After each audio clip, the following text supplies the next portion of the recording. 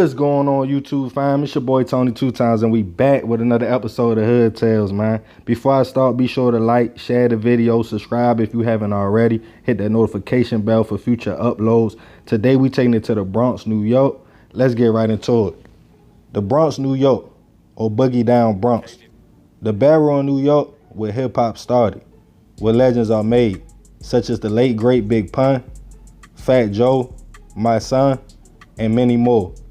With the rich history of music coming from the Bronx, it's also known to be a rough borough. In the Big Apple, where people do what they gotta do to survive and make money. Over the last few decades, New York has been known for gangs as well as for music.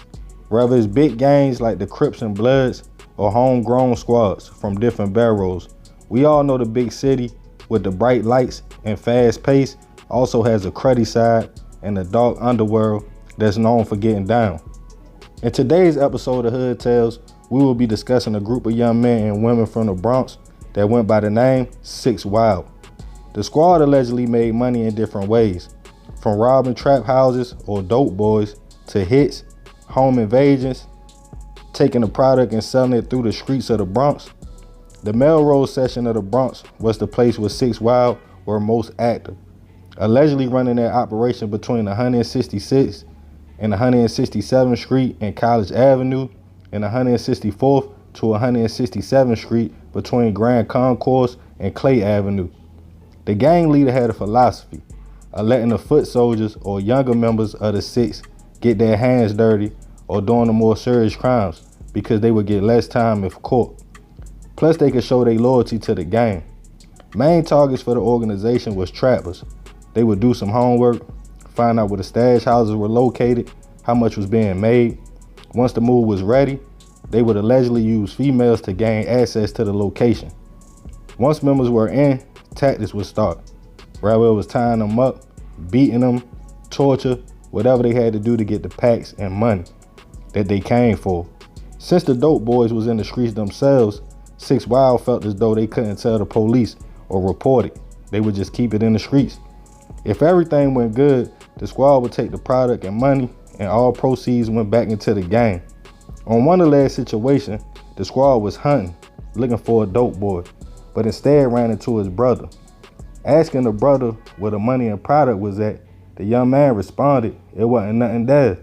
Members allegedly put a blicky to his head and demanded the work, but the brother insisted the home was empty. The gang then allegedly beat him with a frying pan until he was unconscious and took other valuables such as jewelry and other things. The gang allegedly had a meeting location where they discussed it, making money, buying weapons, and beef they had with other squads, such as 280, another organization, Clay Avenue Boys, or Morris Avenue Gunners. We all know with drugs and money, unfortunately comes beef and murder. And on 2 different situations, allegedly, 2 different shootings left 1 man and a teenager dead. And one of 6 members of 6 Wild was shot as well. As we all know, when you in the streets, the police not far behind you. And NYPD was stalking alleged members' social media and working on a 6-month investigation. Finding pictures with large amounts of money, one even spelling out Wild with the cash. Police were breaking everything down, even their code words, going through music videos the gang made. Eventually, they would accuse the 6 Wild members of robbery, assaults, home invasions, trafficking, hits, conspiracy, and at least 97 counts. Alleging during a 5-year span, including a hit of a 27-year-old man in front of a pharmacy and a 14-year-old boy outside of his home, allegedly hit 16 times. The indictments was coming in. They accused them also of a few stabbings and a few attempted hits as well. Over 20 members were facing indictments, most charged with conspiracy, others face more serious charges. The NYPD, DA, and prosecutors painted 6 Wild as a vicious organization that terrorized the streets of the Bronx for years. Sources allege NYPD was just thirsty, trying to put the 2 bodies on the organization, but it was more squads active at that time as well. The moral of this story though, when you play in the streets, it's all fair, and there's no honor amongst wolves or thieves. Whether you hustle, rob, shoot, it all comes back around. Karma real. So remember what we gotta do. We gotta succeed, not to fail. So you won't be just another hood tale. Man, crazy story. You feel me? Salute to the Bronx. You know what I mean? A lot of legends from the Bronx. Like I said, a lot of rappers, a lot of talent. But they also got a dark side, cruddy side. That's why they call them the Boogie Down. And see, if y'all pay attention with this organization, the leaders, which wasn't that much older than the younger dudes, they just wasn't juveniles. But they used the juveniles to do the more serious crimes, because a lot of people feel like, oh, if you 14 or you 15 and you go catch a body, you're not gonna get life. You feel me? You might get juvenile life till you 21. But now a lot of states changing them laws, and a lot of time when you get convicted, if the crime real serious, they waive you up as an adult, and you can get life in prison, in an adult prison.